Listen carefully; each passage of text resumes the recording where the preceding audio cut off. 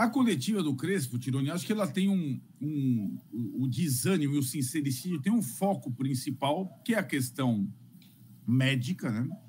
Vale lembrar que do jogo do Palmeiras para o jogo do Grêmio, o São Paulo perdeu 3 jogadores machucados treinando. Ele já tinha uma série de... Aliás, 4.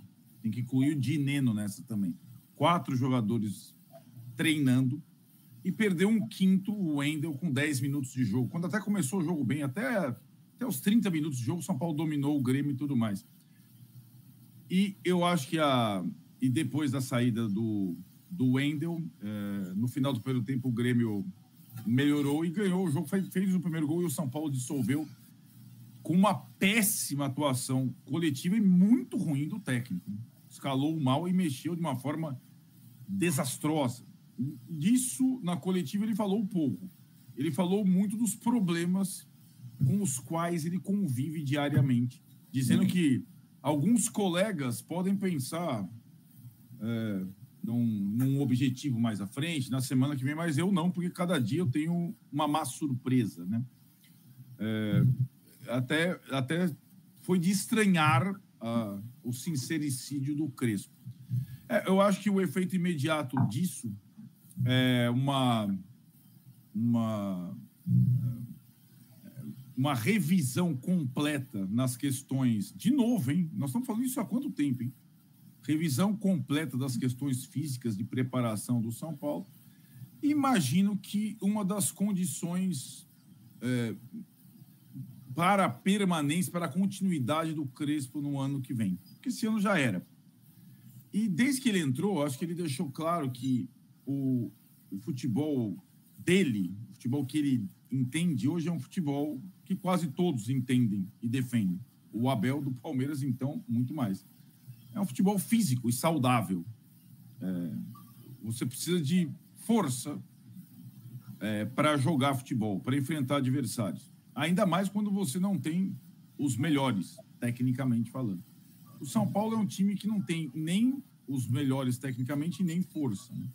E acho que o Crespo toca nesse ponto. Mas esse é um dos pontos, né? Que ele... E, assim, na realidade, o que o presidente do São Paulo precisa fazer, ele que deu uma entrevista coletiva agora, depois de 5 anos, é deixar claro o que ele quer do futebol do São Paulo para 2026. Com quem ele quer dirigindo o São Paulo em 2026, no departamento, se ele quer o Crespo, com quais jogadores qual é o plano que ele tem para o futebol em 2026, já que em 2025 ele não teve plano para o futebol. Ele mal fala do futebol. E para ilustrar essa crise médica, que é novo capítulo do dia, a gente brincava, mas não deixa de ser elucidativo e ilustrativo, que o próprio presidente do São Paulo alegou contusão para não ir para Porto Alegre, certo? Então, não deixa de ser simbólico, né? Mas é isso. São Paulo está à deriva. A gente usou tanto a imagem do navio, da rota, para evitar o iceberg e o Titanic, o naufrágio financeiro, que até eles tentaram, eu acho que conseguiram mudar minimamente o leme, só que o capitão do navio sumiu. Então, o navio ele não se chocou com o iceberg ainda, mas ele não tem capitão, ele está à deriva no mar. Pois é, Massa. É um clima de fim de feira, né? Tá todo mundo aí, me parece. Cara, isso é inadmissível, né, Eduardo? O Tiras, é inadmissível, não é para time grande, é um negócio inacreditável a ver o tamanho da desmobilização do São Paulo. São Paulo está disputando o Campeonato Brasileiro, São Paulo tem chances reais de chegar ali em 7º, quem sabe em 8º, de repente, ou 6º mesmo, pinta uma vaga, né, para a Libertadores ano que vem. Compromete o orçamento do ano que vem, que já é apertado, que vai ter menos recursos, tira do São Paulo a grande cereja, que é disputar a Libertadores, ter Morumbi cheio, ter renda. Cara, é inacreditável que o clube chegue a esse ponto, sabe? É uma desmoralização profissional dentro do clube, a ponto de os jogadores falar, pô, mas Sabe, a sensação que a gente tem é que, de fato, é essa mesmo, né? Acabou o ano, estamos todo mundo de férias. Eu já vi declarações lá atrás, né? Mas o São Paulo tinha vencido a Copa do Brasil. Lembra? Acho que foi o Luciano que falou, então agora acabou o ano e tal, e tomou de 5 do Palmeiras. Não é possível, gente. Não é possível. É um negócio revoltante, cara. É revoltante. O São Paulo não pode entrar numa espiral dessa, porque se não tivesse confortável no campeonato, ia brigar para não cair. É que o campeonato, o trabalho do Crespo fez a coisa melhorar, né? Mas a gente precisa sim questionar o trabalho do Crespo. Tudo bem, dá para entender, tem todas as ressalvas, muitos desfalques, problemas que não são muito inerentes a um departamento médico. O cara teve uma embolia pulmonar. Tem lá o CT do São Paulo. Outro teve lesão de LCD. Mas é jogador idoso. Não é jovem, o Rian. Tudo bem, o Caleri teve também. Não foi nem lá, foi lá no Newton Santos.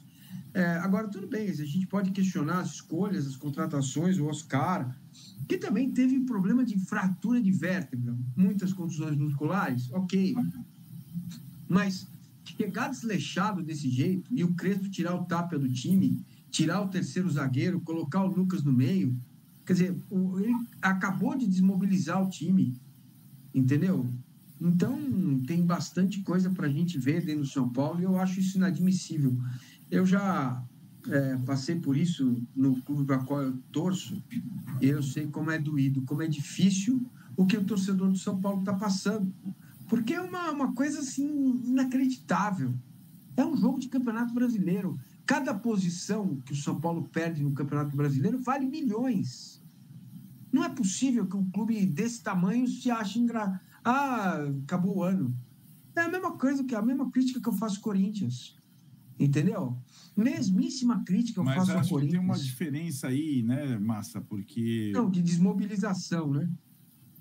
Não, eu imaginar que o São Paulo tentando, se não sanar, diminuir o seu rombo financeiro, não saiba, o presidente do São Paulo, que isso não é possível sem que a atenção ao time de futebol seja maior ainda. É o contrário. É o contrário. Quanto mais você economiza no futebol, mais atenção e mobilização você tem que dar ao futebol. E a torcida de futebol. É de uma miopia tal, e ele passa essa situação que é ou uma coisa ou outra. E é péssimo isso. Né? Então, então eu vou tirar o pé aqui. Eu tirei.